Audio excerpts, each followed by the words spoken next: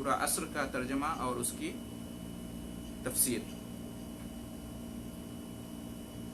اس سورہ کا نام ہے سورہ عصر، سورۃ العصر اس کو کہتے ہیں۔ پہلی آیت میں یہ لفظ آیا ہے والعصر، والعصر میں یہ لفظ موجود ہے العصر، یہی اس سورہ کا نام رکھ دیا گیا ہے، جس سے یہ دوسری سورتوں سے ممتاز ہوتا ہے، جانا اور پہچانا جاتا ہے اس سورہ کو۔ جمہور اہل علم کے نزدیک یہ سورہ مکی ہے اور مکہ میں نازل ہوئی ہے، یعنی نبی کریم صلی اللہ علیہ وسلم کی مکی زندگی میں نازل ہوئی ہے، مدینہ منورہ ہجرت کرنے سے پہلے۔ اس سورہ کا مضمون کیا ہے؟ اس سورہ میں اللہ تبارک و تعالی نے زمانے کی قسم کھا کر یہ کہا ہے کہ عام طور سے انسان خسارے میں ہے، سوائے ان لوگوں کے جن کے اندر 4 صفات پائی جائیں، جن کا ذکر آیت نمبر 3 میں اللہ رب العالمین نے کیا ہے، یعنی ایمان، نیک عمل، حق کی نصیحت اور صبر کی تلقین۔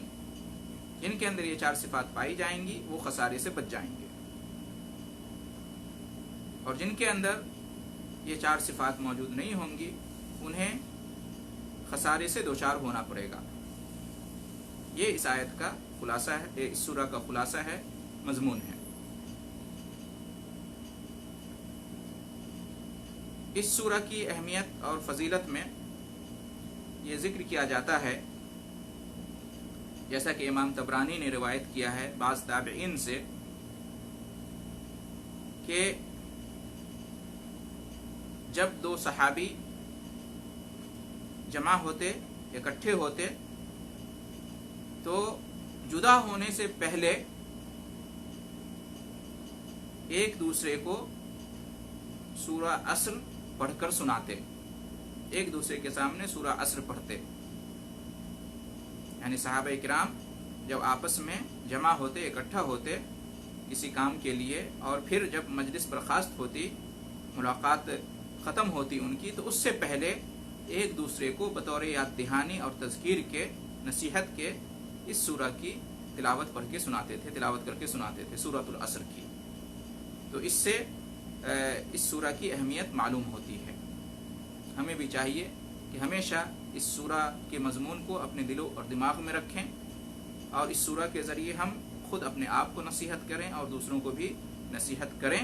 یہ روایت جو آئی ہے بہت سارے اہل علم نے اس کو صحیح قرار دیا ہے۔ اسی طریقے سے امام شافعی رحمۃ اللہ علیہ کا اس سورہ کے بارے میں بہت ہی مشہور قول ہے کہ لو لم ينزل اللہ علی عبادہ حجۃ الا هذه السورہ لکفتہم، کہ اگر اللہ تبارک و تعالی اپنے بندوں کے اوپر اس سورہ کے علاوہ کوئی اور حجت، برہان، دلیل نازل نہ کرتا تو یہ سورہ اکیلے کافی تھی۔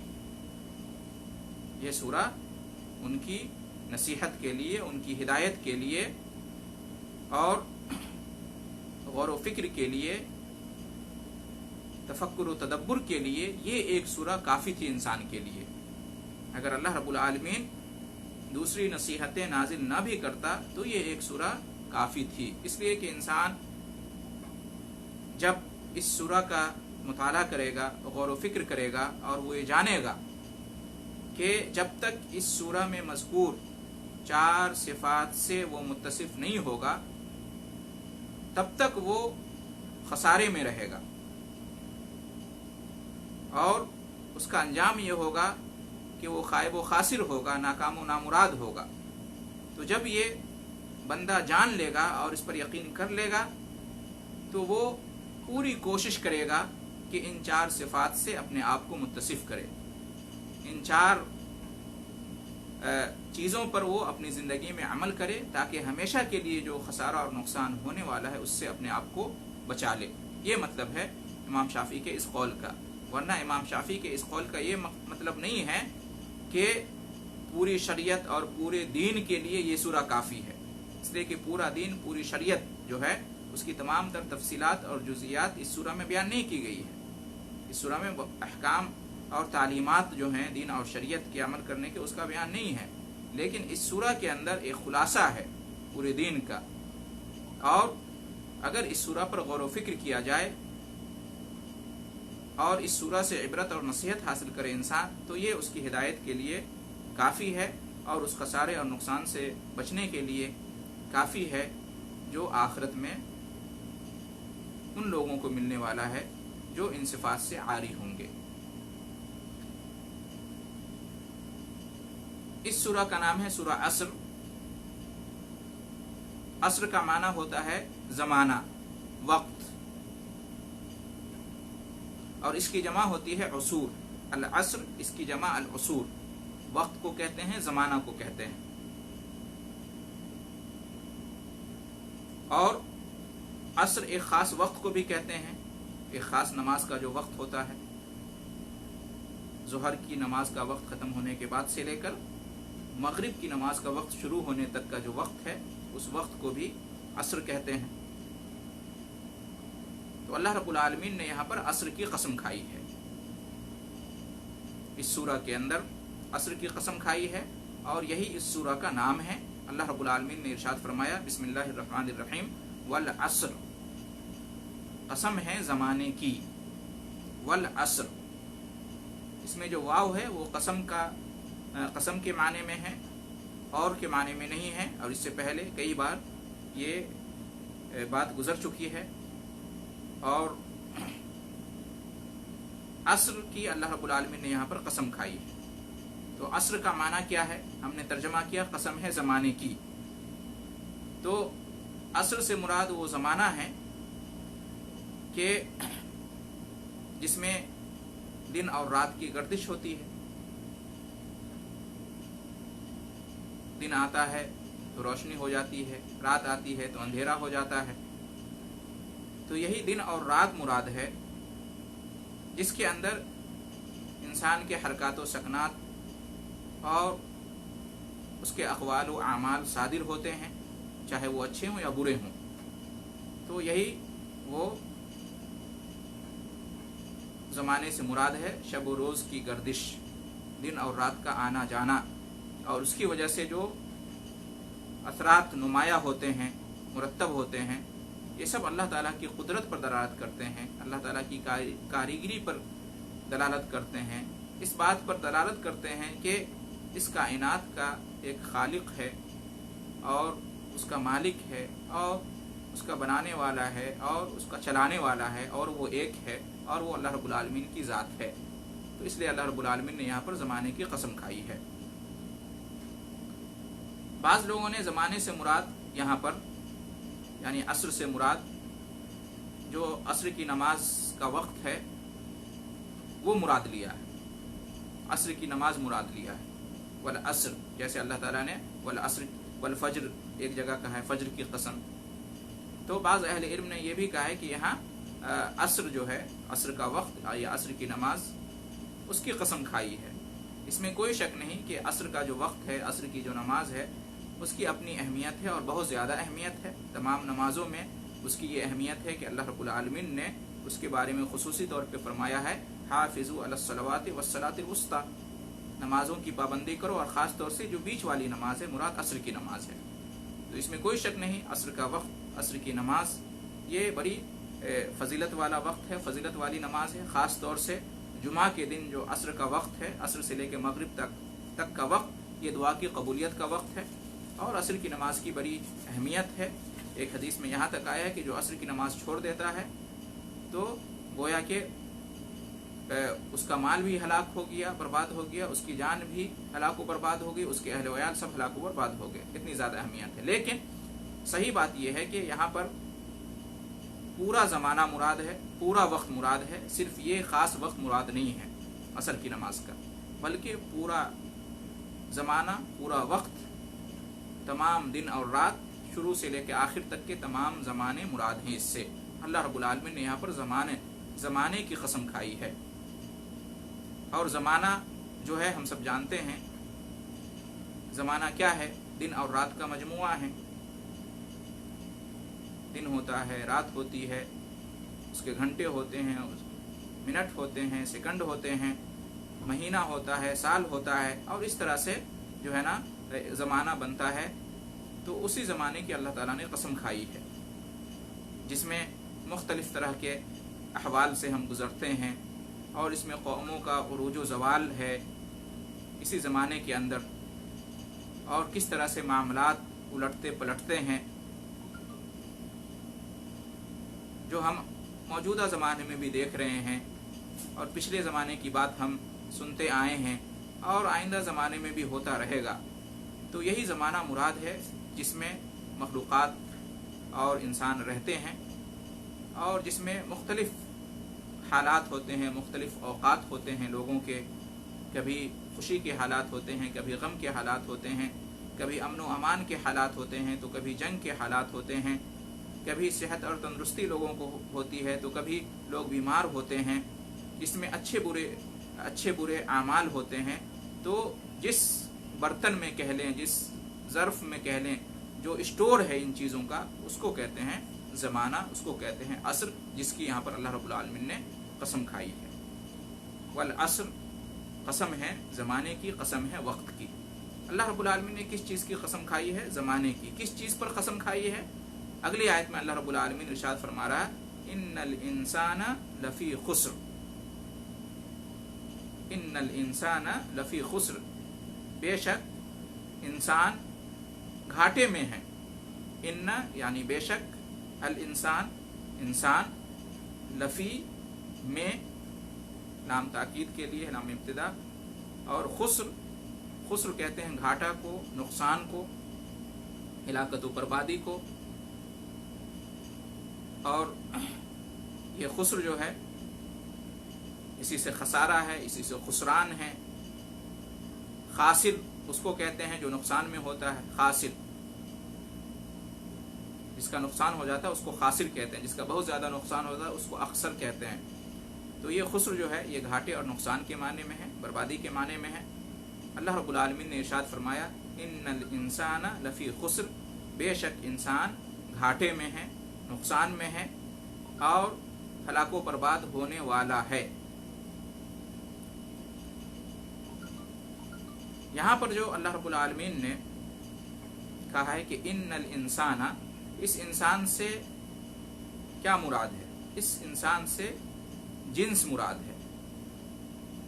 पूरा इंसान की जो जिन्स है, जिन से इंसान मुराद है, यानी आदम अलैहिस्सलाम के तमाम बेटे और बेटियां, तमाम लोग मुराद हैं इससे। इन्नल इंसाना लफ़ी खुस्र, बेशक इंसान घाटे में है, बेशक लोग घाटे में हैं, नुकसान उठाने वाले हैं,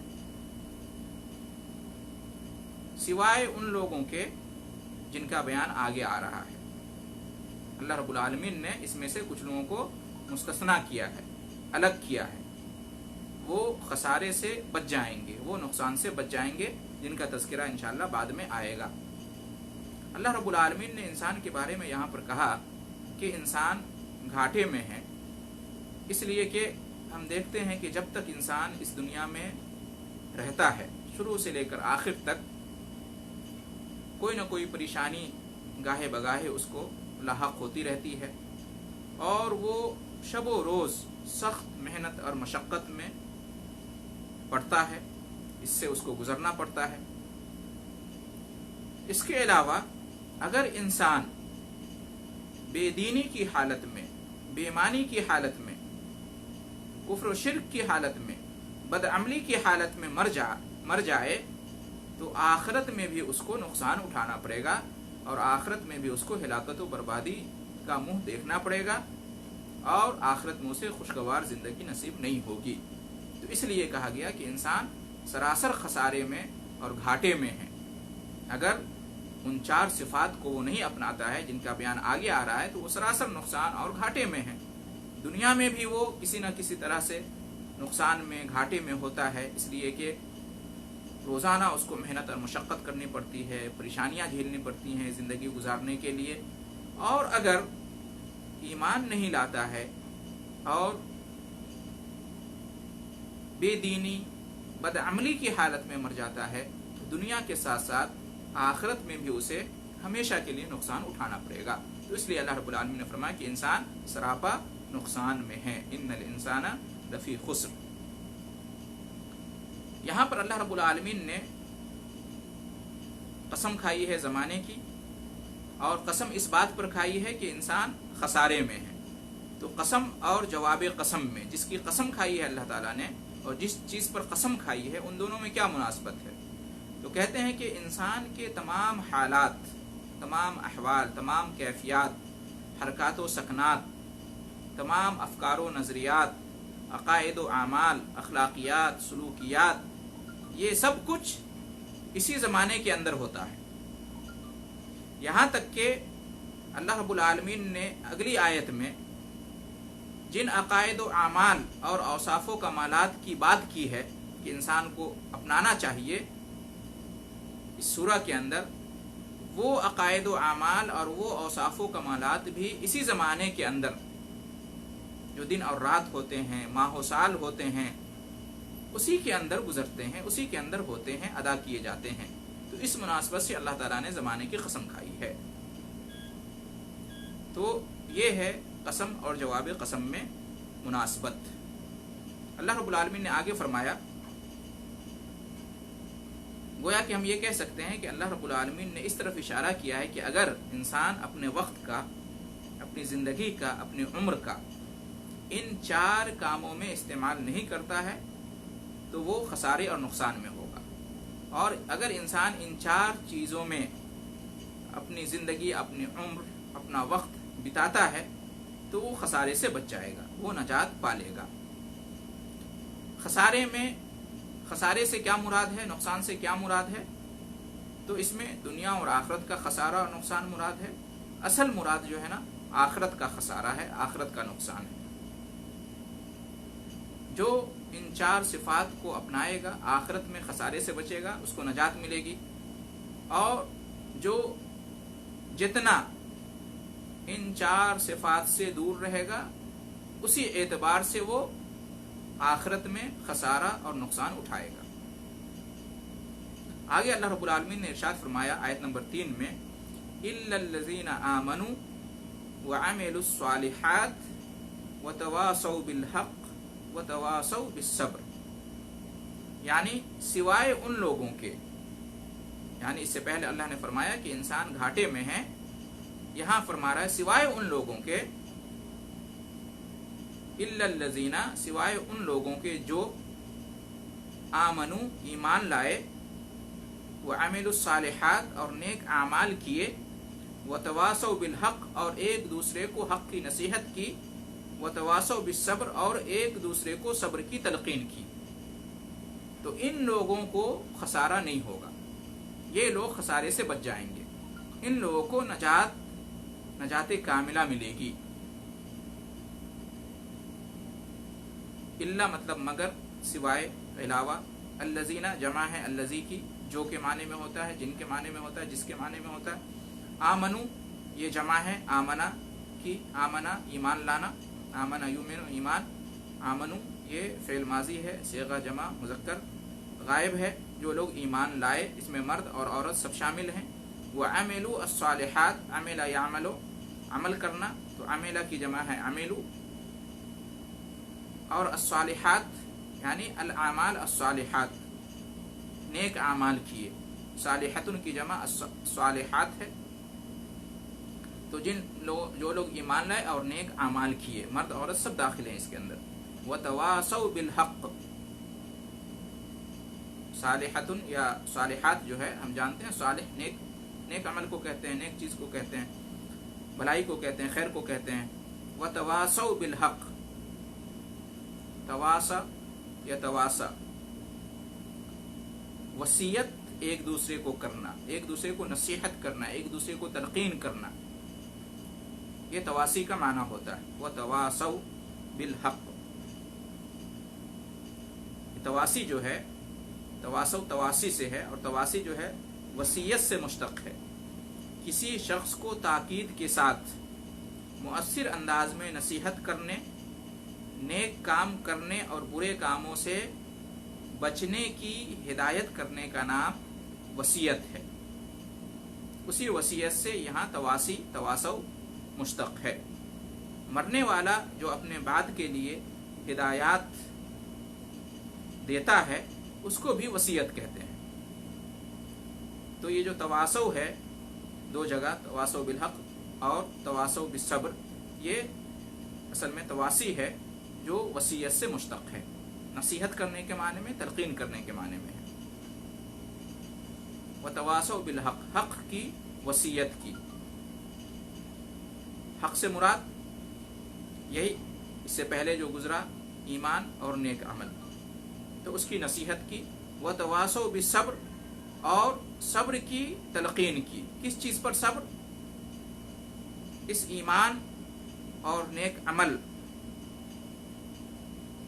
करने के रास्ते में और ईमान और नेक अमल की दावत देने के रास्ते में जो मुश्किलात और परेशानियां आए, जो चैलेंजेस सामने आए, उनका सामना करना और उन पर सब्र करना, उन्हें खंदा पेशानी के साथ बर्दाश्त करना।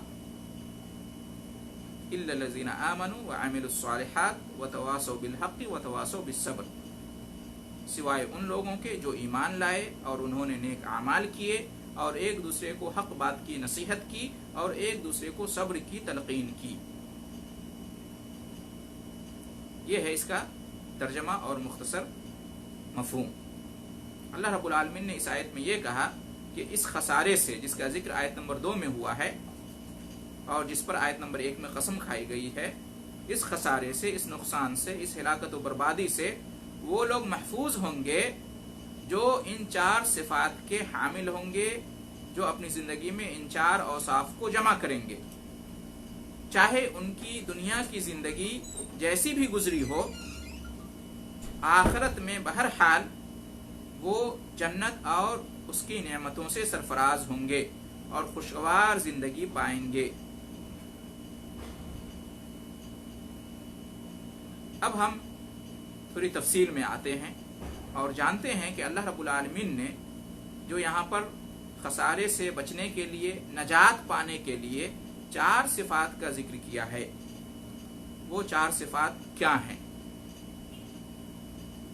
पहली सिफत अल्लाह रब्बुल आलमीन ने जिक्र की है आमनु, जो ईमान लाए, यानी ईमान लाना। ये पहली सिफत है, ये पहली शर्त है खसारा से बचने के लिए, नजात पाने के लिए। ईमान, ईमान इससे पहले गुजर चुका है। ईमान का मतलब होता है जुबान से इकरार करना और दिल से तस्दीक करना और आज़ाओ जवारिह से अमल करना। यानी जो हम कलमा पढ़ते हैं ला इलाहा इल्लल्लाह मुहम्मदुर रसूलुल्लाह, तो इसको जुबान से पढ़ना, जुबान से इसका ऐलान करना, इकरार करना, दिल से इसको मानना, दिल से एतकाद रखना, दिल से यकीन करना, इस पर दिल से तस्दीक करना और आज़ा और जवारिह से इस कलमे के जो तकाज़े हैं उन तकाज़ों को पूरा करना। इस कलमे का तकाज़ा है कि उस पर अमल किया जाए, तो वो अमल करना।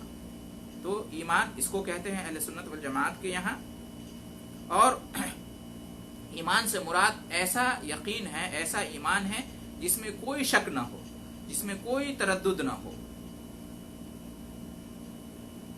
तो जो लोग ईमान लाए, बेशक जो लोग ईमान लाए, इसका एक तर्जमा ये किया गया है, या मफहूम कहने ये बयान किया गया है कि जो लोग ईमान लाए यानी जिन्होंने अल्लाह की मार्फत हासिल की, जिन्होंने अपने रब को पहचाना और जो कुछ रब की तरफ से आया है, अल्लाह रब्बुल आलमीन की तरफ से जो दीन, जो शरीयत आई है, उसका इल्म हासिल किया। इल्लल्लज़ीना आमनू, सिवाय उनके जो ईमान लाए, यानी जिन्होंने अल्लाह की मार्फत हासिल की और अल्लाह ने जो कुछ भेजा है अपनी तरफ से दीन और शरीयत, उसका इल्म हासिल किया, उसकी मार्फत हासिल की। ये ईमान का एक मतलब बयान किया गया है। और ईमान का दूसरा मतलब ये बयान किया गया है, और दोनों मतलब आपस में एक दूसरे से जो है ना मिलते जुलते हैं, कि ईमान से मुराद अल्लाह ताला पर ईमान लाना है और उन तमाम चीज़ों पर ईमान लाना है जिन पर ईमान लाने का अल्लाह ताला ने हुक्म दिया है और जिनका जिक्र जो है ना हदीस जिब्रील में मौजूद है। मशहूर हदीस जिब्रील है, उसमें ईमान के बारे में जब नबी करीम सल्लल्लाहु अलैहि वसल्लम से पूछा गया कि ईमान का क्या मतलब है, ईमान किसे कहते हैं, ईमान किन चीज़ों पर लाना है, तो अल्लाह के रसूल सल्लल्लाहु अलैहि वसल्लम ने इरशाद फरमाया था, अंतुमिना बिल्लाहि व मलाइकतिही व कुतुबिही व रसुलिही वल यौमिल आखिर व तुमिना बिल क़द्रि खैरिही व शर्रिही, कि ईमान का मतलब ये है कि तुम अल्लाह पर ईमान लाओ, उसके फरिश्तों पर ईमान लाओ, उसकी किताबों पर ईमान लाओ, उसके रसूलों पर ईमान लाओ, आखिरत के दिन पर ईमान लाओ, और तकदीर चाहे वो अच्छी हो या बुरी उस पर ईमान लाओ। ये ईमान के 6 बुनियादी अरकान हैं, ये ईमान की 6 बुनियादी बातें हैं। इन बुनियादी बातों पर यकीन करना, ईमान लाना, ये असली ईमान है। इसके साथ साथ अल्लाह ने और उसके रसूल सल्लल्लाहु अलैहि वसल्लम ने जिन चीज़ों पर ईमान लाने का हुक्म दिया है, कुरान मजीद के अंदर और हदीस शरीफ के अंदर जिन चीज़ों पर ईमान लाने को कहा गया है, उन तमाम चीज़ों पर ईमान लाना ये ईमान है। ये इसका मतलब होता है ईमान। अब इसमें जो कहा गया कि इन 6 चीज़ों पर ईमान लाना है, अल्लाह पर, उसके फरिश्तों पर, उसकी किताबों पर, उसके रसूलों पर, आखिरत के दिन पर और तकदीर पर ईमान लाना, तो इससे क्या मुराद है? मुख्तसर तौर पर हम गुजर जाते हैं। ये छोटी सी आयत ज़रूर है, लेकिन इसके मानी बहुत ज़्यादा हैं, और इसलिए इमाम शाफी रहमतुल्लाह अलैह ने कहा है कि यही एक सूरा अल्लाह नाजिल करता और कोई दूसरी हुज्जत नाजिल नहीं करता तो ये इंसानियत की हिदायत के लिए और नसीहत हासिल करने के लिए काफ़ी था। तो ये छोटी सूरा ज़रूर है देखने में, सुनने में, पढ़ने में, लेकिन इसके अंदर जो मानी है, मतालिब हैं, इसके अंदर जो तालीमात हैं, जो नसीहतें हैं, वो बहुत ही ज़्यादा हैं। कूजे में समंदर को गोया के भर दिया गया है। इसलिए हम जानते हैं कि ईमान क्या है और किन किन चीज़ों पर कैसे ईमान लाना है, क्या मतलब है। हमने जाना कि इन 6 चीज़ों पर ईमान लाना है बुनियादी तौर पर। अब इन 6 चीज़ों पर ईमान लाने का क्या मतलब है? नंबर 1, अल्लाह पर ईमान लाना, इसका क्या मतलब है? अल्लाह पर ईमान लाने का मतलब इस बात पर ईमान लाना है कि अल्लाह मौजूद है और वो एक है और वही सबका रब है, उसके सिवा कोई दूसरा रब नहीं, वही माबूद बरहक है, उसके सिवा कोई दूसरा इबादत के लायक नहीं, उसके अच्छे अच्छे नाम हैं और बुलंदो बाला प्यारी प्यारी सिफात हैं जिसमें उसका कोई शरीक नहीं। अल्लाह रब्बुल आलमीन की रुबूबियत में, उलूहियत में, अस्मा व सिफात में कोई शरीक नहीं, वो तन्हा और अकेला है, वो कादिर मुतलक है, उसके सिवा कोई दूसरा कादिर मुतलक नहीं, वही मुख्तार कुल है, उसके सिवा कोई दूसरा मुख्तार कुल नहीं, वही आलिमुल गैब है, उसके सिवा कोई दूसरा गैब का आलिम नहीं, वही मुश्किल कुशा, हाजत रवा, दाता, दस्तगीर और गौस पाक है, उसके सिवा कोई हाजत रवा, मुश्किल कुशा, दाता, दस्तगीर और गौस नहीं है।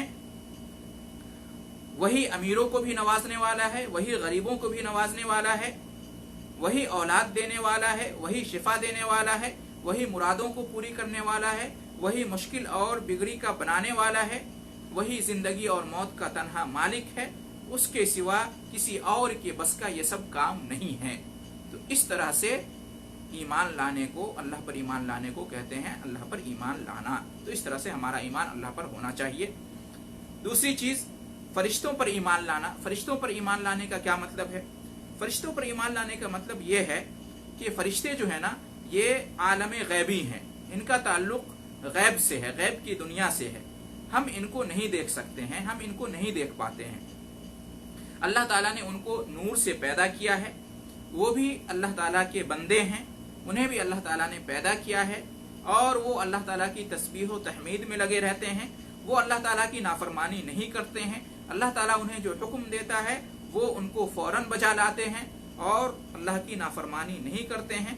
उन्हें अल्लाह ताला ने, उनमें से बाज़ को अल्लाह ताला ने बाज़ आमाल का मुकल्लफ बनाया है, उन्हें ड्यूटी दी है, वो अपनी ड्यूटी को अंजाम देने में लगे रहते हैं। उनमें से कुछ को हम जानते हैं और अक्सर व बेशतर को हम नहीं जानते हैं। जिनको हम जानते हैं उनमें से जिब्रील अलैहिस्सलाम हैं, जो वही के फरिश्ते हैं और जो अल्लाह ताला के पास से अंबिया और रसूल के पास वही लेकर नाजिल होते हैं अल्लाह के हुक्म से। उनमें से मीकाईल अलैहिस्सलाम हैं, जो बारिश के फरिश्ते हैं, नबातात के फरिश्ते हैं। उनमें से इसराफील अलैहिस्सलाम हैं, जो सूर फूकेंगे और उसके बाद क़यामत आएगी। तो इन उसी तरह से जो है ना, एक फरिश्ते जिनका नाम मालिक हैं, جو جہنم کے ذمہ دار داروغہ ہیں، اور ایک رضوان ہے فرشتے کا نام جو جنت کے ذمہ دار اور داروغہ ہیں۔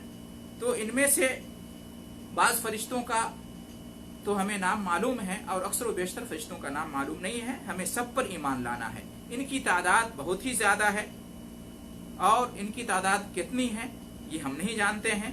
البتہ یہ حدیث میں یہاں تک آیا ہے کہ آسمان میں ہر 4 انگلیوں کی جگہ پر ایک فرشتے ہیں جو اللہ تعالیٰ کے لیے قیام، رکوع اور سجود میں مصروف ہوتے ہیں۔ تو اس طرح سے ہمیں فرشتوں پر ایمان لانا ہے۔ تیسری چیز، اللہ کی کتابوں پر ایمان لانا۔ اللہ کی کتابوں پر ایمان لانے کا مطلب یہ ہے کہ ان کتابوں پر ایمان لانا ہے جو اللہ تعالیٰ نے اپنے رسولوں پر نازل فرمائی ہیں، جن میں سے بعض کا نام ہم جانتے ہیں اور بہت ساری کتابوں کا نام ہم نہیں جانتے ہیں۔ جن کا نام ہم جانتے ہیں ان میں توریت ہے، انجیل ہے، زبور ہے، قرآن مجید ہے، ابراہیم علیہ السلام کے صحیفے ہیں، موسیٰ علیہ السلام کے صحیفے ہیں، توریت جو موسیٰ علیہ السلام پہ نازل ہوئی، انجیل جو عیسیٰ علیہ السلام پہ نازل ہوئی، زبور جو داؤد علیہ السلام پہ نازل ہوئی۔ باقی کے نام ہم نہیں جانتے ہیں۔ یہ سب کی سب ہدایت کی کتابیں ہیں یا ہدایت کی کتابیں تھیں قرآن مجید کے علاوہ، ان کے بارے میں ہم کہیں گے کہ تھیں ہدایت کی کتابیں۔ بعد میں وہ کتابیں منسوخ کر دی گئیں، ان کتابوں میں تحریف شامل ہو گئی، انہیں بدل دیا گیا، ان میں حذف و اضافہ کیا گیا۔ اب وہ جو ہے نا ہدایت کی کتابیں نہیں رہ گئی ہیں جو دنیا میں موجود ہیں لوگوں کے پاس۔ اب صرف قرآن مجید ہے ہدایت کی کتاب۔ قرآن مجید کے ذریعے سے وہ ساری کتابیں منسوخ ہو چکی ہیں، صرف قرآن مجید محفوظ ہے، جس کی حفاظت کی ذمہ داری اللہ رب العالمین نے خود لی ہے، جس نے قرآن مجید کو نازل کیا ہے۔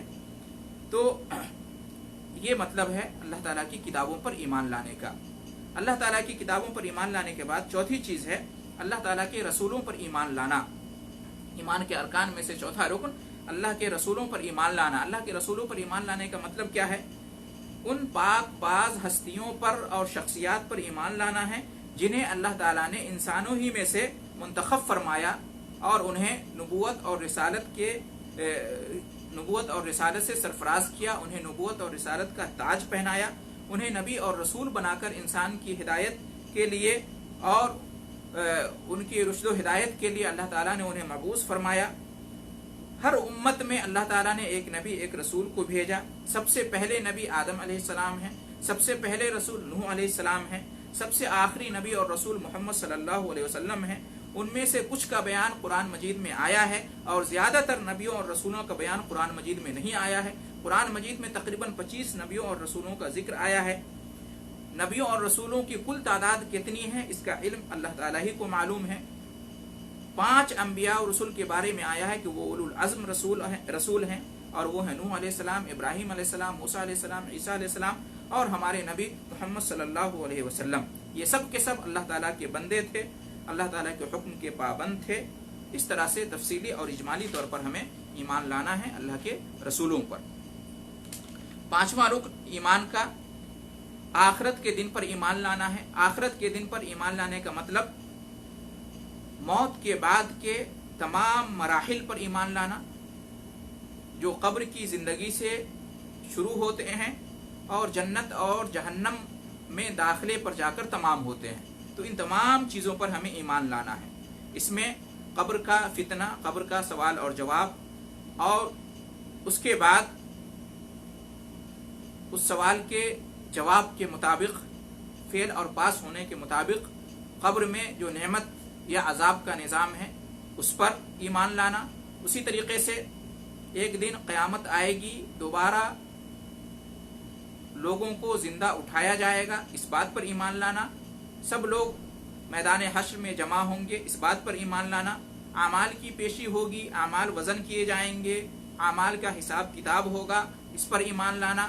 پل صراط سے گزرنا ہوگا، اس پر ایمان لانا۔ اور پھر جنت اور جہنم ہے، اس پر ایمان لانا۔ اور اللہ تعالیٰ فیصلہ کرے گا لوگوں کے بارے میں، اور اللہ کے فیصلے کے مطابق لوگ یا تو اپنے اپنے عمل اور ایمان کے اعتبار سے جنت میں جائیں گے یا جہنم میں جائیں گے۔ تو ان تمام چیزوں پر ایمان لانا، مرنے کے بعد سے لے کر جنت اور جہنم میں داخلے تک، ان تمام چیزوں پر ایمان لانا، تمام مراحل پر ایمان لانا، یہ داخل ہے آخرت پر ایمان میں. یہ پانچویں چیز ہے. چھٹا رکن جو ہے ایمان کا وہ ہے تقدیر پر ایمان لانا. اور تقدیر پر ایمان لانے کا مطلب کیا ہے کہ اللہ تعالیٰ نے شروع سے آخر تک جو کچھ بھی ہوا ہے، ہو رہا ہے، ہونے والا ہے، ان تمام کو اللہ تعالیٰ نے لکھ دیا ہے. اللہ تعالیٰ نے ہر چیز کی، ہر مخلوق کی تقدیر لکھ دی ہے. حیات کے تعلق سے، موت کے تعلق سے، رزق کے تعلق سے، عمر کے تعلق سے، اور اچھائی اور برائی کے تعلق سے، ان تمام چیزوں کو اللہ تعالیٰ نے لکھ دیا ہے. اس پر ہمارا ایمان ہونا چاہیے. دنیا میں جو کچھ ہو رہا ہے، جو کچھ پہلے ہوا، جو کچھ ہوگا، اللہ تعالیٰ کے علم، اس کی مشیت کے اعتبار سے ہوا، ہو رہا ہے اور ہوگا. ان تمام چیزوں کا اللہ تعالیٰ کو پہلے سے علم تھا. اللہ تعالیٰ نے پہلے ہی اس کو لکھ دیا تھا. یہ سب اللہ کی مشیت کے تحت ہو رہا ہے. اور جو کچھ اللہ تعالیٰ نے مقدر کر رکھا ہے وہ ہو کر رہے گا. ان تمام چیزوں پر ایمان لانے کا مطلب تقدیر پر ایمان لانا ہے. تو اللہ رب العالمین نے جو یہاں پر فرمایا الا الذین آمنوا، پہلی صفت جو ذکر کی، نجات پانے والے کی پہلی صفت، پہلی شرط نجات پانے کے لیے، خسارے سے بچنے کے لیے، اس میں ایمان ہے. ایمان کا کیا مطلب ہے اس کی تفصیل آپ کے سامنے ابھی گزری. دوسری صفت نجات پانے والوں کی، خسارہ سے بچنے والوں کی، یا کہنے کے نجات کی شرط جو دوسری ہے وہ ہے وَعَمِلُ الصَّالِحَاتِ، نیک عمل کرنا، نیک اعمال کرنا. نیک عمل سے کیا مراد ہے؟ ہر وہ قول و عمل جو بندہ کو اللہ تعالیٰ سے قریب کر دے، جسے اللہ تعالیٰ پسند کرتا ہے، جس سے اللہ کی رضا اور خوشنودی حاصل ہوتی ہے، جس کا اللہ تعالیٰ نے حکم دیا ہے، اس کے رسول نے حکم دیا ہے، اس کو کہتے ہیں عمل صالح، نیک عمل. جیسے کہ نماز ہے، زکوٰۃ ہے، روزہ ہے، حج ہے، والدین کے ساتھ حسن سلوک ہے، صلہ رحمی ہے، وغیرہ وغیرہ. یہ تمام چیزیں نیک اعمال میں داخل ہیں. اور ایک لمبی فہرست ہے نیک اعمال کی، بھلائی اور خیر کے کاموں کی. تو اللہ رب العالمین نے یہاں پر ذکر کیا ہے ایمان کے ساتھ ساتھ نیک عمل کا بھی، جس سے یہ معلوم ہوتا ہے کہ صرف دل سے ایمان لے آنا یا زبان سے کلمہ پڑھ لینا یہ کافی نہیں ہے، بلکہ اس ایمان کے تقاضے کو پورا کرنا بھی ضروری ہے، اس کے مطابق عمل کرنا بھی ضروری ہے. اور اللہ رب العالمین نے یہاں پر جو ہے نا نیک عمل کا الگ سے ذکر کیا ہے. اس سے پہلے ایمان کا ذکر ہے اور ایمان میں عمل داخل ہے، جیسا کہ اہل سنت والجماعت کا عقیدہ ہے، اور اس کی تعریف ابھی آپ کے سامنے گزری ہے. لیکن اس کے باوجود اللہ تعالیٰ نے عمل کا الگ سے ذکر کیا ہے. یہ عمل کی اہمیت کو اجاگر کرتا ہے، اور عمل کتنا ضروری ہے ایمان کے ساتھ ساتھ اس کی اہمیت کو بتلاتا ہے. نیک عمل وہ ہے جس کے اندر دو شرطیں پائی جائیں. یہاں پر اللہ تعالیٰ نے نیک عمل کا ذکر کیا ہے بطور شرط کے، نجات کے لیے، خسارہ سے بچنے کے لیے. تو نیک عمل، کوئی بھی عمل نیک عمل تب ہوگا جب اس کے اندر بنیادی طور پر دو شرطیں پائی جائیں گی. ایک یہ کہ اس عمل کے اندر اللہ کے لیے اخلاص ہو، یعنی عمل کا مقصد اللہ کی رضا اور خوشنودی پانا ہو. وہ عمل شرک سے، ریاکاری سے، شہرت طلبی وغیرہ سے، دنیاوی اغراض و مقاصد سے بالکل پاک ہو، ورنہ اس عمل کی کوئی حیثیت نہیں ہے. دوسری شرط اللہ کے آخری نبی اور رسول محمد صلی اللہ علیہ وسلم کی اتباع اور پیروی، یعنی جو عمل بندہ کر رہا ہے اس عمل کا طریقہ نبی کریم صلی اللہ علیہ وسلم کے طریقے کے مطابق ہو، اس میں نبی کریم صلی اللہ علیہ وسلم کی سنت کی اتباع اور پیروی کی جائے. وہ عمل بدعت سے پاک ہو. دین اور شریعت میں جو تبدیلی لوگوں کی طرف سے کرنے کی کوشش کی گئی ہے اس سے، اور دین کے اندر جو حذف و اضافہ کرنے کی کوشش کی گئی ہے اس سے بالکل عمل پاک ہو. وہ عمل دین اور شریعت سے ثابت ہو اور اس کا طریقہ بھی نبی کریم صلی اللہ علیہ وسلم کی سنت سے ثابت ہو. تو یہ دو شرطیں ہیں عمل کی قبولیت کے لیے، عمل کے نیک عمل ہونے کے لیے، عمل کے نفع بخش ہونے کے لیے. تو جس عمل کا اللہ تعالیٰ نے یہاں پر ذکر کیا ہے عمل صالح، اس سے مراد یہ ہے. تیسری صفت جو اللہ تعالیٰ نے ذکر کی ہے یہاں پر نجات پانے والوں کی، وہ ہے ایک دوسرے کو حق کی نصیحت کرنا. وتواصوا بالحق، ایک دوسرے کو حق کی نصیحت کرنا. حق سے مراد کیا ہے؟ اس سے پہلے جو ایمان اور عمل صالح کا ذکر ہوا ہے वही मुराद है। हक से मुराद ईमान और अमल सालेह, ईमान और नेक अमल। मुराद दीन और शरीयत और उसकी तमाम तालीमात हैं, इस्लामी अकायद व आमाल हैं, तौहीद है, सुन्नत है, हुस्न अखलाक है, ये तमाम चीज़ इसके अंदर दाखिल है हक के अंदर। तो उसकी नसीहत करना, उससे मुराद क्या है? उससे मुराद ये है कि दीन और शरीयत की नज़र में जो भी नेकी है उसका हुक्म देना और जो भी बुराई है उससे रोकना और मना करना हस्ब इस्तिताअत, अपनी ताकत के एतबार से। दीन के बारे में जो शुकूक शुबहात हैं, जो गलत फहमियाँ पाई जाती हैं, उनका इजाला करना, उन्हें दूर करना। किसी वाजिब की अदायगी में कोताही हो रही है तो उस पर तंबीह करना, किसी हराम काम का इर्तिकाब किया जा रहा है तो उस पर तंबीह करना। तो अल्लाह रब्बुल आलमीन ने यहाँ पर नजात पाने के लिए हक की नसीहत करने का भी जिक्र किया है, जिससे ये मालूम होता है कि नजात पाने के लिए और खसारे से बचने के लिए सिर्फ ज़ाती तौर पर ईमान ले आना और नेक अमल करना ये काफ़ी नहीं है, बल्कि उसके साथ साथ ये भी ज़रूरी है कि दूसरों को नफ़ा पहुँचाया जाए, दूसरों को हक बात की नसीहत की जाए, नेक अमल की तलकीन की जाए, दूसरों को भी ईमान और अमल की दावत दी जाए, दूसरों की भी इस्लाह की फिक्र और कोशिश की जाए। ज़रूरी है ख़ास तौर से अपने अहलो अयाल, अपने अक़रबा, अहबाब, मुतअल्लिक़ीन, इन लोगों पर तवज्जो देना ज़रूरी है। तभी जाकर मुकम्मल तौर से नजात मिलेगी और खसारे से मुकम्मल तौर से बच सकते हैं। चौथी सिफत जो अल्लाह रब्बुल आलमीन ने यहाँ पर जिक्र किया है नजात पाने वालों की, वो है एक दूसरे को सब्र की तलकीन करना। सब्र का माना क्या होता है? सब्र का माना होता है रोकना या रुक जाना, अपने नफ्स को रोकना, किसी चीज से रुक जाना, इसको कहते हैं अरबी में सब्र। और शरीयत में सब्र का मतलब होता है अपने नफ्स को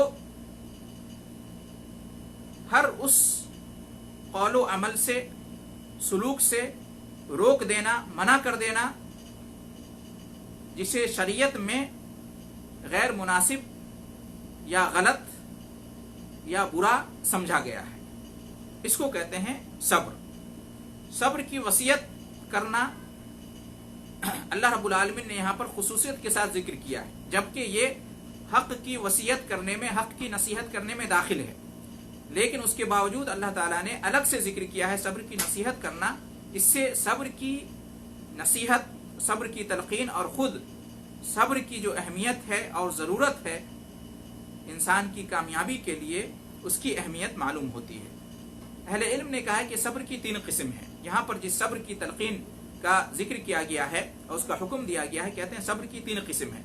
सब्र की पहली किस्म है अल्लाह की इताअत व फर्मा बरदारी पर सब्र करना, यानी नेक आमाल पर सब्र करना, तकवा के कामों पर सब्र करना, इनको अंजाम देने पर, इनकी अदायगी पर सब्र करना, यानी अपने नफ्स को अल्लाह ताला की इताअत, इबादत और बंदगी पर आमादा करना और अल्लाह ताला के जो अहकाम है, उसकी जो तालीमात हैं, उसकी बजाआवरी पर अपने नफ्स को आमादा करना और अल्लाह ताला के अहकाम और तालीमात की बजाआवरी में जो चीज़ें भी माने हों, रुकावट बनने वाली हों, तो उनसे अपने आप को, अपने नफ्स को रोकना। जैसे नमाज के मामले में सुस्ती और काहिली से बाज आ जाना, अपने नफ्स को सुस्ती और काहिली से रोकना। ज़कात के मामले में बुख्ल, कंजूसी और माल की चाहत और हिर्स व हवस वगैरह से अपने आप को रोकना, अपने नफ्स को बचाना। उसी तरीके से इस्लाम की दावत व तबलीग, तौहीद की नशर व इशाअत, मुआशरे की इस्लाह और अपने मातहत लोगों की तरबियत और खिदमत खल्क की राह में जो पेश आने वाली मुश्किलात और परेशानियां होती हैं, उन चीज़ों पर सब्र करना, ये सब इसके अंदर दाखिल है।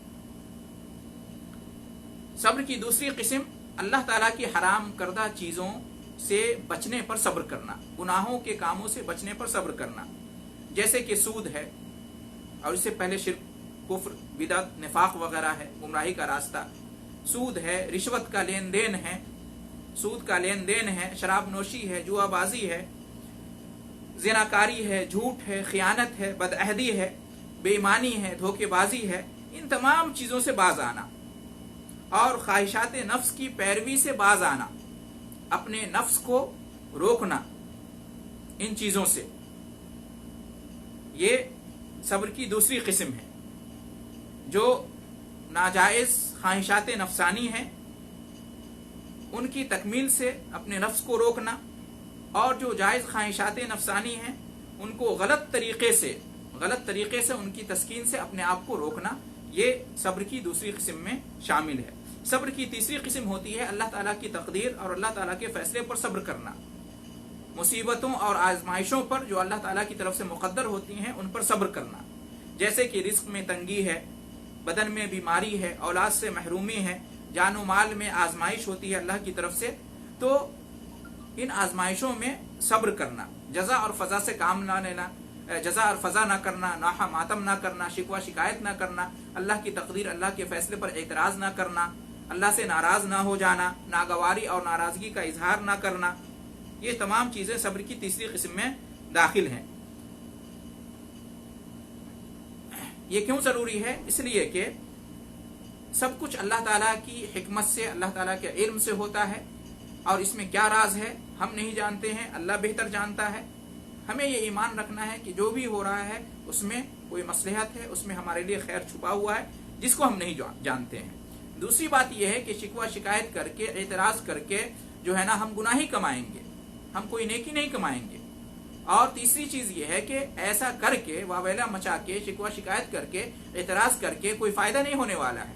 अल्लाह ताला का फैसला टल नहीं जाएगा, और अल्लाह ताला ने तकदीर में जो लिख दिया है हम जो है ना उसको जीत नहीं सकते हैं। इसलिए इन चीज़ों के करने से कोई फ़ायदा नहीं है।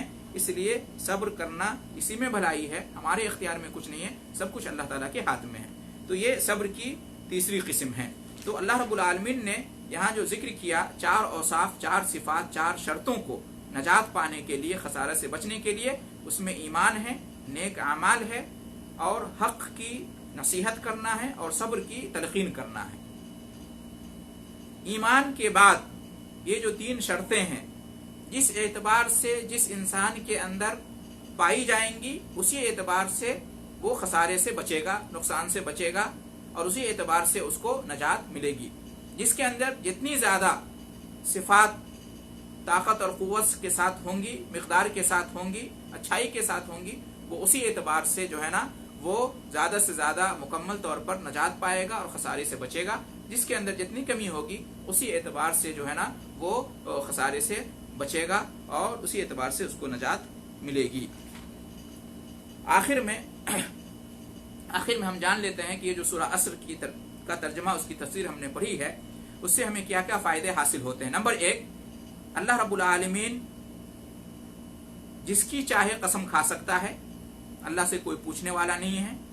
अलबत्ता हमारे लिए अल्लाह के अलावा किसी और की कसम खाना जायज़ नहीं है, इसलिए कि अल्लाह के अलावा किसी और की कसम खाना ये शिरक है, जैसा कि हदीस में है, मन हलफ बिगैरिल्लाहि फ़क़द अशरक, जिसने अल्लाह के अलावा किसी भी मखलूक की कसम खाई उसने शिरक किया। हम ज़माने की कसम नहीं खा सकते, अल्लाह ज़माने की कसम खा सकता है। उसी तरह किसी भी मखलूक की हम कसम नहीं खा सकते। नंबर 2, अल्लाह ताला जिस चीज़ की कसम खाता है उससे उस चीज़ की अहमियत और अजमत मालूम होती है। यहाँ अल्लाह ताला ने वक्त की, ज़माने की कसम खाई है, इससे ये मालूम होता है कि वक्त की बहुत ज़्यादा अहमियत है इंसानी ज़िंदगी में, और इंसान के कामयाब होने के लिए ज़रूरी है कि वक्त की हिफाजत करे, वक्त से फ़ायदा उठाए, वक्त को बर्बाद ना करे। नंबर 3, अल्लाह ताला ने जिस चीज़ पर कसम खाई है यहाँ पर वो क्या है? वो ये 4 सिफात हैं, ईमान, नेक अमल, और हक की तलकीन करना, और सब्र की तलकीन करना। अल्लाह ताला जिस चीज़ पर कसम खाता है तो उन चीज़ों की अहमियत और अजमत को उजागर करना मकसूद होता है। तो इससे मालूम होता है कि इन 4 चीज़ों की बहुत ज़्यादा अहमियत है, इतनी ज़्यादा अहमियत है कि उसके बगैर खसारे से बच नहीं सकते, नजात नहीं पा सकते। नंबर 5, इससे पहले भी आया है कि सिर्फ दिल से ईमान लाना काफ़ी नहीं है, बल्कि नेक अमल करना भी ज़रूरी है। सिर्फ ईमान काफ़ी नहीं है, ईमान के साथ साथ अमल भी ज़रूरी है। लिहाजा जो शख्स ये कहता है कि ईमान दिल में होता है और हम अपनी ज़ुबान से कलमा पढ़ते हैं तो ये काफ़ी है, और वो फ़राइज़ और वाजिबात को छोड़े और मुहर्रमात का इर्तिकाब करे, गुनाहों का इर्तिकाब करे, अल्लाह के हुदूद को तजावुज़ कर जाए, तो उसे याद रखना चाहिए कि ये इस तरह का ईमान उसके लिए फ़ायदेमंद नहीं है, उसे तौबा करना चाहिए। नंबर 6, कोई भी अमल उसी वक्त काबिल कबूल होता है, नफ़ा बख्श होता है जब वो नेक हो, और कोई भी अमल नेक उसी वक्त होगा जब وہ عمل کرنے والا مخلص ہو اللہ کے لیے اور نبی کریم صلی اللہ علیہ وسلم کی سنت کی پیروی کرے۔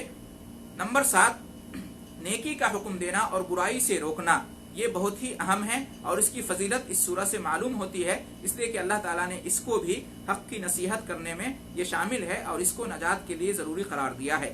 صبر کی اہمیت بھی نمبر 8، صبر کی اہمیت معلوم ہوتی ہے، اس لیے کہ صبر بھی ان 4 صفات میں سے ہیں جن کے بلبوتے انسان کو نجات ملے گی اور وہ خسارے سے بچے گا، تو صبر کی بھی اہمیت معلوم ہوتی ہے۔ اسی طریقے سے اس میں دعوت حق پر ابھارا گیا ہے، حق کی دعوت دینا، توحید کی دعوت دینا، اسلام کی دعوت دینا، اچھائی کا حکم دینا اور برائی سے روکنا، ہر حال میں یہ کام کرنا ہے، اس پر ابھارا گیا ہے، چاہے اس میں جتنی مشقت آئے، پریشانی آئے، سماج اور معاشرے کی اصلاح میں، خدمت خلق کے کاموں میں، توحید کی طرف بلانے میں، نیکی کی طرف بلانے میں، برائی سے روکنے میں، اصلاح کے کاموں میں، تربیت کے کاموں میں، چاہے جتنی مشقت آئے، پریشانی آئے، اس پر صبر کرنا ہے، اس کام کو نہیں چھوڑنا ہے، الگ تھلگ نہیں ہونا ہے اور چپ نہیں رہنا ہے، حسب استطاعت کام کرنا ہے، اس لیے کہ حدیث میں بھی آیا ہے کہ جو مومن لوگوں کے ساتھ ہوتا ہے اور لوگوں کی جانب سے آنے والی تکلیفوں پر جو ہے نا صبر کرتا ہے، لوگوں کے ساتھ مل جل کر رہتا ہے اور ان کی طرف سے آنے والی تکلیفوں پہ صبر کرتا ہے، وہ مومن زیادہ افضل ہے اور اس کو زیادہ اجر ملے گا بنسبت اس مومن کے جو لوگوں سے الگ تھلگ رہتا ہے، سماج اور معاشرے کے کاموں سے الگ تھلگ رہتا ہے، کوئی مطلب نہیں رکھتا ہے اور لوگوں کی طرف سے جو مشقتیں پریشانیاں آتی ہیں ان پر صبر نہیں کرتا ہے، تو اس مومن کی اللہ رب العالمین کے نزدیک اتنی زیادہ اہمیت نہیں ہے جتنا اس مومن کی کہ جو سماج اور معاشرے کا حق ادا کرتا ہے اور اس کی اصلاح کی کوشش کرتا ہے۔ اللہ رب العالمین نے یہاں پر ذکر کیا کہ تمام لوگ خسارے میں ہیں سوائے ان کے جن کے اندر یہ 4 صفات پائی جائیں۔ اس سے یہ معلوم ہوتا ہے کہ حق پر رہنے والوں کی تعداد ہمیشہ کم رہی ہے اور ہمیشہ اچھے لوگ، نیک لوگ کم ہوتے ہیں، گمراہ لوگ زیادہ ہوتے ہیں اور جو ہلاک و برباد ہونے والے لوگ ہیں وہ زیادہ ہیں، اور اس لیے قرآن میں اللہ نے اس کا ذکر کیا ہے کہ وَإِن تُطِعْ أَكْثَرَ مَنْ فِي الْأَرْضِ يُضِلُّوكَ عَنْ سَبِيلِ اللَّهِ، تم اکثر و بیشتر لوگوں کی اتباع کرو گے تو وہ تمہیں اللہ کے راستے سے گمراہ کر دیں گے۔ إِن يَتَّبِعُونَ إِلَّا الظَّنَّ وَإِنْ هُمْ إِلَّا يَخْرُصُونَ، اس لیے کہ اکثر و بیشتر لوگ حقیقت پر نہیں جاتے ہیں، بس گمان پر جاتے ہیں اور جھوٹ کی طرف جاتے ہیں، اور حدیث میں بھی آیا ہے کہ ہر 1000 میں سے صرف ایک شخص جنت میں داخل ہوگا، باقی 999 لوگ جہنم میں جائیں گے۔ تو گویا کہ معلوم یہ ہوا کہ حق پر رہنے والے نیک لوگ ہمیشہ کم رہے ہیں اور برے لوگ ہمیشہ زیادہ رہے ہیں، اس لیے حق کیا ہے اس کو جاننے کے لیے تعداد کو نہیں دیکھنا چاہیے کہ کدھر کم ہیں کدھر زیادہ ہیں، حق کو دیکھا جائے گا، حق کو ماننے والے جو بھی ہیں چاہے وہ کم ہوں یا زیادہ ہوں ان کے ساتھ ہونا چاہیے، اور یہی حقیقت ہے۔ اسی طریقے سے محترم حضرات، ہمیں اس سے یہ بھی معلوم ہوتا ہے کہ تمام اعمال، تمام نیک اعمال کو کرنا مطلوب ہے دین اور شریعت کے اندر، ایسا نہیں کہ بعض اعمال ہم کریں اور بعض اعمال کو چھوڑ دیں، اس لیے کہ اللہ رب العالمین نے یہاں پر الصالحات کا ذکر کیا ہے، صالحات جمع ہے اور یہ معرفہ ہے الف لام کے ساتھ، جس سے یہ معلوم ہوتا ہے کہ تمام نیک اعمال مطلوب ہیں، جہاں تک ہو سکے ہمیں نیک اعمال کرنا چاہیے، ایسا نہیں کہ بعض اعمال کو ہم کریں اور بعض اعمال کو چھوڑ دیں، یہ یہودیوں کی صفت ہے، بعض کو ماننا اور بعض کو نہ ماننا۔ دیکھا گیا ہے کہ بہت سارے مسلمان اور بہت ساری مسلم جماعتیں اپنے حساب سے چند اعمال کو منتخب کر لیتی ہیں، صرف انہی پر کام کرتی ہیں اور بعض اعمال کو یکسر چھوڑ دیتی ہیں، ان سے غافل ہو جاتی ہیں، تو ایسا نہیں کرنا چاہیے۔ کوشش یہ کرنی چاہیے کہ تمام اعمال کو انجام دیں، ہاں جس کی زیادہ اہمیت ہے اس کو زیادہ اہمیت دیں، لیکن تمام کی طرف دھیان ہونا چاہیے، اس سے یہ معلوم ہوتا ہے۔ اور نیک اعمال کے اندر یہ بھی شامل ہے کہ آدمی برے اعمال کو چھوڑ دے، نیکی کرنا یعنی جو اچھا کام ہے اس کو کیا جائے، جو برا کام ہے اس کو چھوڑ دیا جائے، یہ دونوں نیکی ہے۔ اور تیسری بات، ایک اور بات ہمیں یہ معلوم ہوتی ہے یہاں پر کہ انسان سے مطلوب ہے کہ وہ خود بھی اپنی ذات میں کمال حاصل کرنے کی کوشش کرے اور دوسروں کو بھی مکمل کرنے کی کوشش کریں۔ 2 عمل سے انسان خود مکمل ہونے کی راہ پر ہوتا ہے، اور وہ ہے ایمان لانا اور نیک عمل کرنا، اس کا ذکر آیا، ایمان اور نیک عمل۔ باقی جو 2 کام ہیں، حق کی نصیحت کرنا اور صبر کی نصیحت کرنا، اس کے ذریعے سے انسان دوسروں کو مکمل کرنے کی کوشش کرتا ہے، یہ دونوں ہمیں مطلوب ہے، اور اس طرح سے انسان خسارے سے بچے گا اور نجات پائے گا، لہٰذا ہمیں ان چیزوں پر دھیان دینا چاہیے۔ اور آخر میں پھر سے یہ کہیں گے کہ جو وقت ہے یہ جو ہے اس کی بڑی زیادہ اہمیت ہے، لہٰذا ہمیں اس کا خاص خیال رکھنا چاہیے، اس کو برباد نہیں کرنا چاہیے، اس سے فائدہ اٹھانا چاہیے۔ صحیح استعمال کریں گے تو ہمیں اس کی برکت ملے گی، نجات ملے گی اور ہم خسارے سے بچیں گے۔ غلط استعمال کریں گے تو وقت ضائع ہوگا اور ہم نجات نہیں پا سکیں گے، خسارے میں پڑ جائیں گے، لہٰذا اس سے بچنا چاہیے۔ یہ ایک طرح کی تجارت ہے، ہماری زندگی، ہمارا وقت، ہماری عمر، اگر ہم اس کو ان 4 اعمال میں لگائیں گے تو ہم تجارت میں کامیاب ہوں گے۔ ان 4 اعمال سے اپنے وقت کو، اپنی زندگی کو، اپنی عمر کو دور رکھیں گے تو ہم تجارت میں ناکام ہو جائیں گے اور ہم ہلاک و برباد ہو جائیں گے، لہٰذا ہمیں اس سے بچنا چاہیے۔ اللہ رب العالمین سے دعا ہے کہ وہ ہم تمام مسلمانوں کو اس سورہ کے اندر خسارے سے بچنے کے لیے جو شرطیں، جو اوصاف، جو صفات بیان کی گئی ہیں ان کو اپنی زندگی میں اپنانے، ان پر عمل کرنے کی توفیق عطا فرمائے، تاکہ ہم دنیا میں بھی اور آخرت میں بھی ہر طرح کے خسارے سے، گھاٹے سے نجات پا جائیں اور اللہ رب العالمین ہمیں سعادت اور برکتوں سے نوازے۔ آمین۔ وآخر دعوانا ان الحمد للہ رب العالمین وجزاکم اللہ خیر الجزاء۔